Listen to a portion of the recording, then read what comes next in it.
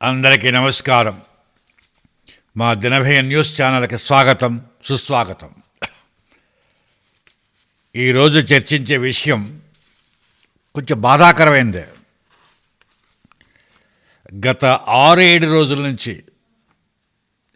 మన Andhra Pradesh TV news channel, ఏ channel అయినా తీసుకోండి మీరు, ఏబిఎన్, టీవీ5, మహా న్యూస్, ఏ ఛానల్, 99, బిగ్ టీవీ, ఏ ఛానల్ తీసుకోండి,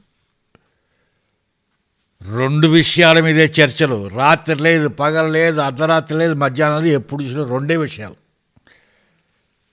ఒకటి, తిరుమల తిరుపతి దేవస్థానానికి సప్లై చేసిన కల్తీ నెయ్యి గురించి. 2, లిక్కర్ స్కామ్, కొన్ని వేల రూపాయల, కోట్ల రూపాయల స్కామ్, లిక్కర్ స్కామ్ గురించి. ఈ 6-7 రోజులు బట్టి వీటి మీదే చర్చ, ఇంక రెండోది లేదు. పోనీ ఆ చర్చలో పార్టిసిపేట్ చేసి పార్టిసిపెంట్స్ ఏమైనా మారుతున్నారంటే అవే మొహాలు.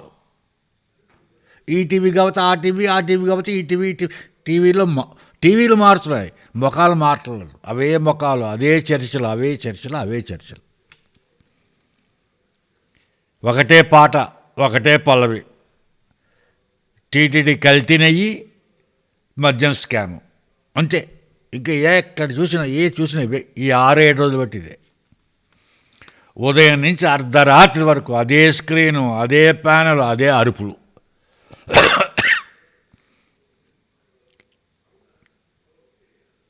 అసలు నిజంగా అంటే అవి తప్పంటలేదు, మద్యం స్కామ్ రైట్ అని అంటలేదు నేను. టీటీడీకి అడల్టరేటెడ్ ఘీ సప్లై చేసేది తప్ప రైట్ అంటలేదు నేను. చాలా ఘోరాతి ఘోరం, క్షమించరాని నేరాలు 2.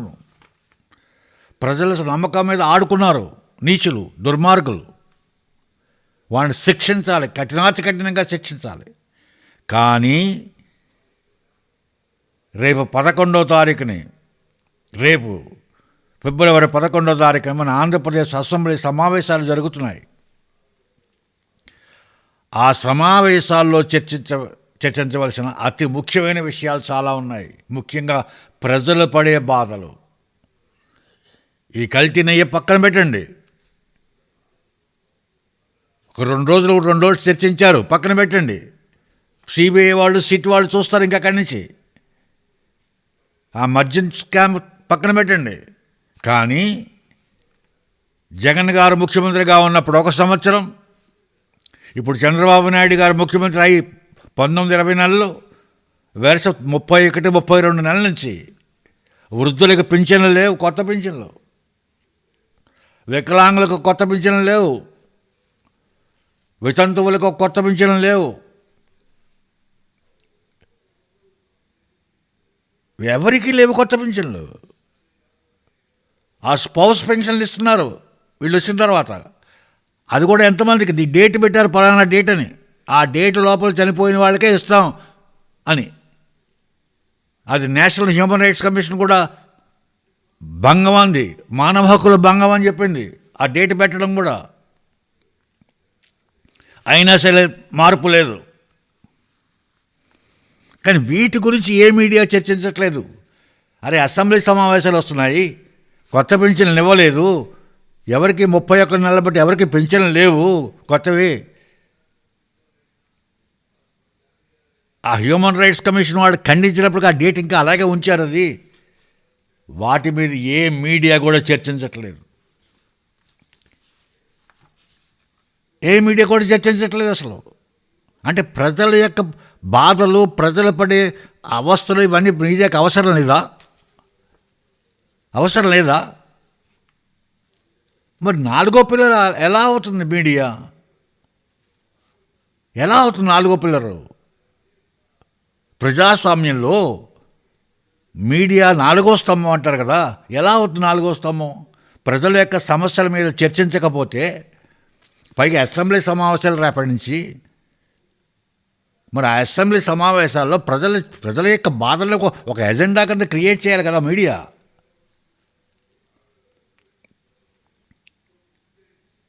ప్రజల సమస్యల మీద ఒత్తిడి తీసుకురావాలి కదా మీడియా. ప్రభుత్వాన్ని అడగాలి కదా, మీరు ఎందుకు ఇవ్వలేదు 32 నెలలు బట్టి కొత్త పింఛన్లు ఎందుకు ఇవ్వట్లేదు? అడగాలి కదా మీడియా. ప్రజల తరఫున గొంతు అవ్వాలి కదా, గళమెత్తాలి కదా మీడియా ప్రజల తరఫున. టీటీడీ సప్లై, నేతి సప్లై, మద్యం స్కాము, ఇవి తప్పంటే వాళ్ళు చాలా ఘోరాత ఘోరం చేశారు. వాటి గురించి చర్చించదని అంటలేదు, నేను చర్చించమంటున్నా.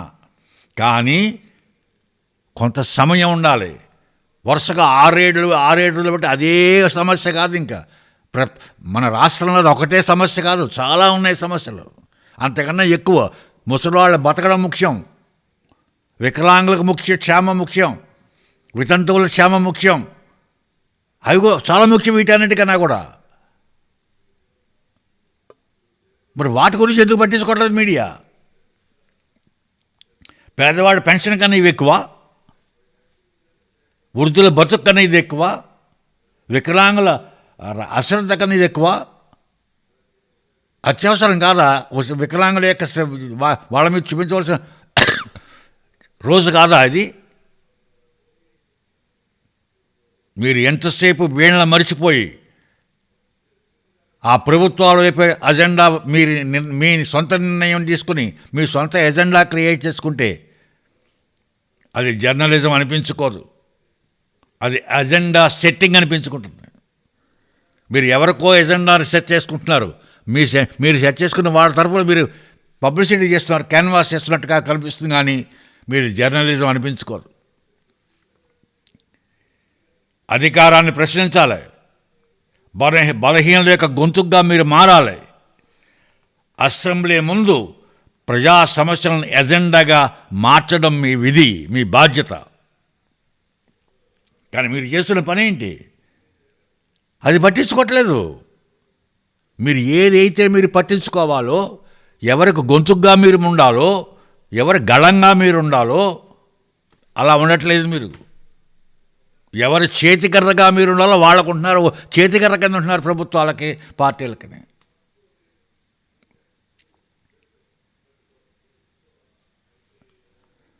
సెన్సేషన్ కావాలి, మీకు అరుపులు కావాలి, కేకలు కావాలి, రేటింగ్స్ కావాలి. ప్రజల యొక్క సమస్యలు అక్కర్లేదు మీకు. ఇది ల్యాప్ టాక్ జర్నలిజం అంటారు. Lap dog journalism. 4వ స్తంభమా లేక పార్టీల ప్రభుత్వాల యొక్క చేతి కర్రా? మీరు చెప్పండి, నిర్భయంగా చెప్పండి, నిర్మోహమాటంగా చెప్పండి. ఎందుకు భయపడతారు మీరు? ఇది దేశాన్ని ఉద్ధరిస్తామో లేదా ప్రజలను ఉద్ధరిస్తామో, మేము 4 వస్తామో అని ఎందుకు చెప్తారు కబుర్లు?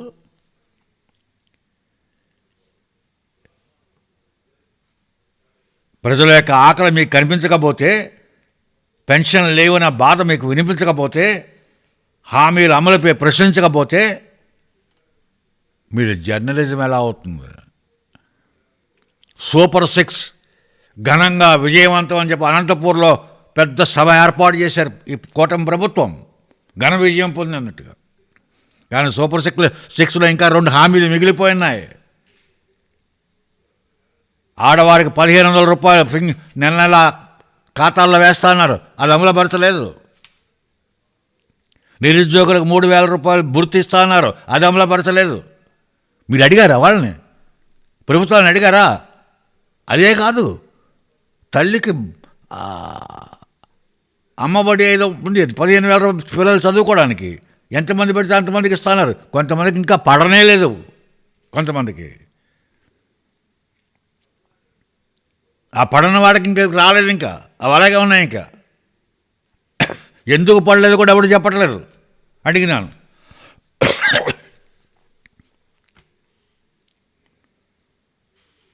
వాటి గురించి మీరు అడగరా? మీకు సంబంధం లేదా అవి? మీకు సంబంధం లేనప్పుడు, వీటి గురించి మీరు అడగనప్పుడు మీరు జర్నలిస్టులు ఎలా అవుతారు? మీరు జర్నలిస్టులు? జర్నలిస్టులను చెప్పుకోవాలంటే సమర్థత ఉండాలి, నిర్భయంగా మాట్లాడాలి, నిజాయితీగా మాట్లాడాలి, నిజాయితీగా నిలబడాలి, తలెత్తుకు తిరగాలి. అది జర్నలిజం. ప్రజల సమస్య మీద పోరాడాలి. ప్రజల సమస్య ప్రజల గురించి ప్రజల గొంతుగా మారాలి, ప్రభుత్వాన్ని నిలదీయాలి, అపోజిషన్ పార్టీ కన్నా ఎక్కువ నిలదీయాలి మీడియా. అప్పుడే అది జర్నలిజం అంటారు. అంతేగాని వారం 10 రోజులు బట్టి ఒకటే సంఘటన మీద లాక్కుని పీక్కుని ఎవరిని ఉద్ధరించడానికి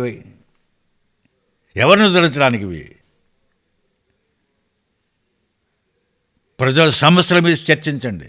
ఇప్పటికైనా అడగండి ప్రభుత్వాన్ని, ఎందుకు ఈ 31 నెలలు బట్టి వృద్ధులకు పింఛన్లు ఇవ్వట్లేదు, ఎందుకు వికలాంగులకు ఇవ్వట్లేదు అడగండి, ప్రశ్నించండి మీరు మీడియా కింద.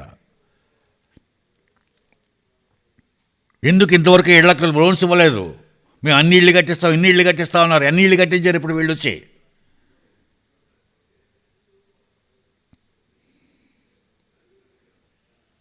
అడగండి.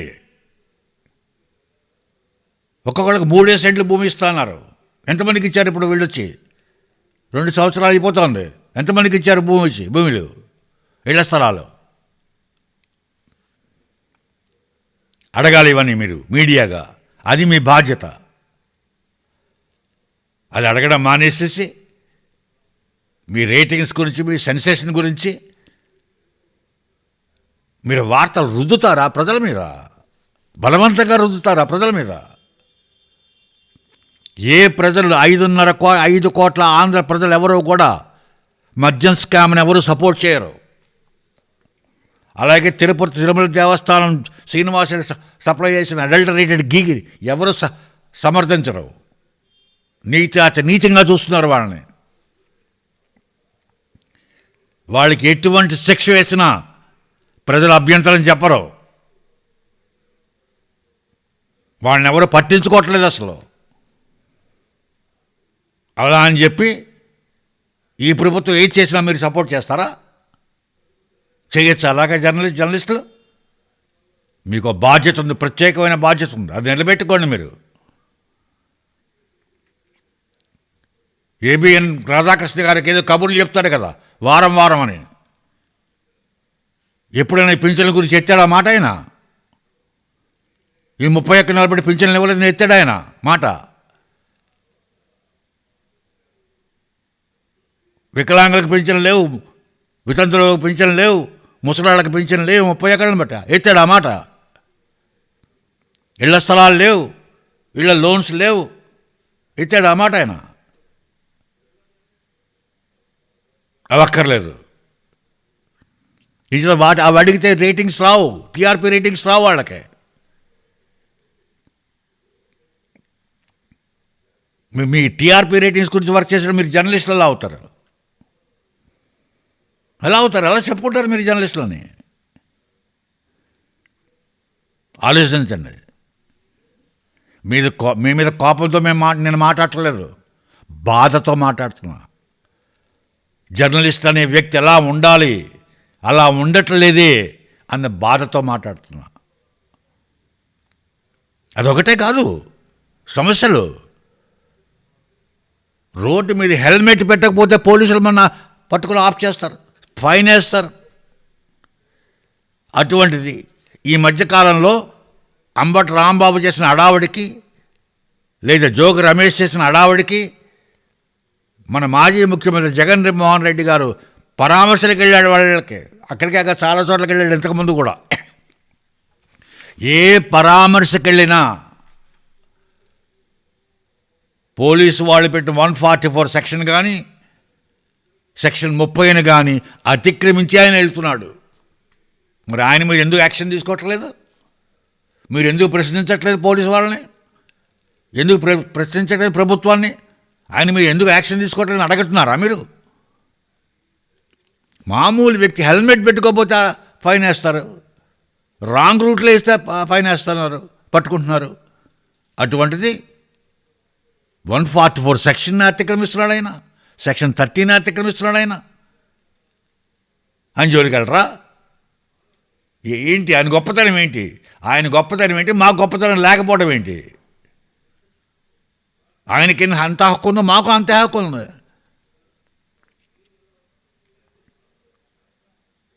ఏంటిది ఈ పక్షపాతం ఏంటి?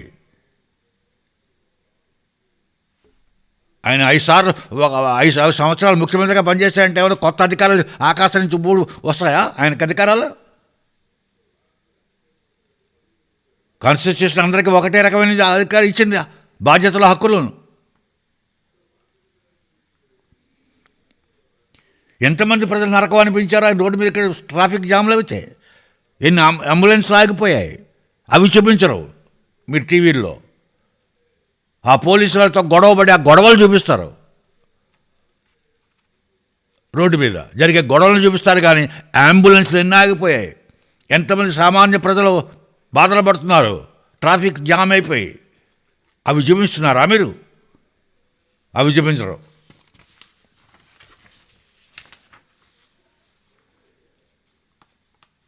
ఎందుకు చూపించరు అవి? వాటి వల్ల మీకేమొస్తుంది? టీఆర్పీ రాదు, గొడవలు చూపిస్తూనే వస్తుంది. ఎస్, తప్పు చేసిన వాడు శిక్ష పడాలి, మామూలు శిక్ష కాదు. మళ్ళీ మళ్ళీ ఎవరు ఆ తప్పు చేయకుండా అటువంటి శిక్ష పడాలి. అందులో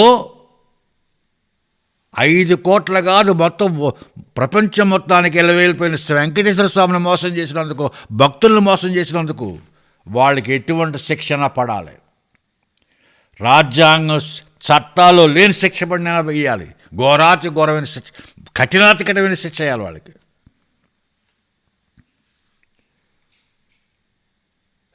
స్కామ్ల మీద చర్చ జరగాలి, కానీ ముసలివాళ్ళని కాదని చెప్పి స్కామ్ల మీద చేయకూడదు చర్చలు.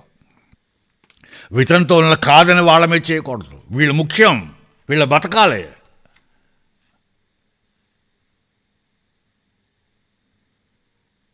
ఐదారు రోజులు 7-8 రోజులు ప్రైమ్ టైం అంతా ఆ రెండింటి మీదే గడిస్తే ఎంత సమయం వృధా అయిపోయిందండి. ఆకలితో ఉన్న వితంతువులు, ఆకలితో ఉన్న వృద్ధులు, ఆకలితో ఉన్న వికలాంగులు, ఆకలితో ఉన్న ఒంటరి మహిళలు, వీళ్ళందరూ ఏమవ్వాలి? చదువు కోసం చూస్తున్న విద్యార్థులు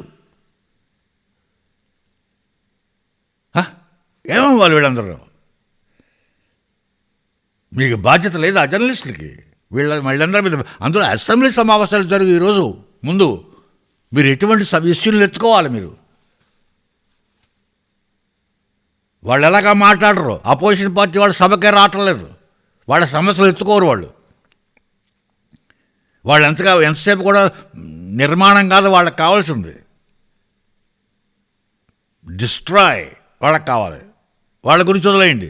అధికార పార్టీ వాళ్ళు మాట్లాడరు, పార్టీని కాదని, అధికారంలో ఉన్న పార్టీని కాదని వాళ్ళు ఏమి ప్రశ్నలు ఎత్తరు. మరి మీరు ఎత్తాలి కదా, మీరు ప్రశ్నలు లేవదీయాలి కదా, ప్రజల గురించి మీరు మాట్లాడాలి కదా. ఎప్పటికైనా సరే, రేపైనా సరే, అట్లీస్ట్ ఈ 31 నెలల పింఛన్లు ఇవ్వలేదని మీరు రేపు చర్చ పెట్టండి మీ టీవీల్లో. అలాగే ఆడవాళ్ళకి 1500 రూపాయలు ఇవ్వలేదని చెప్పి చర్చ పెట్టండి మంత్ బ్యాంక్ అకౌంట్లో. అలాగే నిరుద్యోగులకు భృతి ఇవ్వలేదని చర్చ పెట్టండి. అలాగే స్పౌస్ ఫంక్షన్లు డేట్ ఫిక్స్ చేశారు, అది దాని మీద చర్చ పెట్టండి. అప్పుడు మీరు సరే నిజమైన జర్నలిస్టులు అనిపించుకుంటారు. అలా చేస్తారని, ఇమ్మీడియట్గా ప్రజల సమస్యల మీద మీరు రేపటి నుంచి చర్చలు పెడతారని ఆశిస్తున్నాను. అలాగే మీరు చేయాలని అందరినీ కోరుతున్నాను.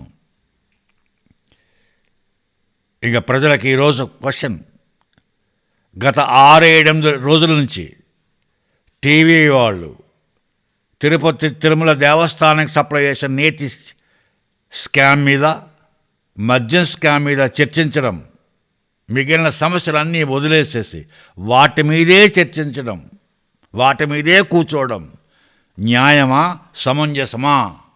మీ అభిప్రాయాన్ని కామెంట్స్ రూపంలో తెలియపరచాలని ఆశిస్తున్నాను, తెలియపరచాలని కోరుకుంటున్నాను. అలాగే మా దినవయ్య న్యూస్ ఛానల్ని మీరందరూ సబ్స్క్రైబ్ చేయమని, బెల్ ఐకాన్తో సబ్స్క్రైబ్ చేయమని అందరినీ ప్రార్థిస్తున్నాను. జై హింద్.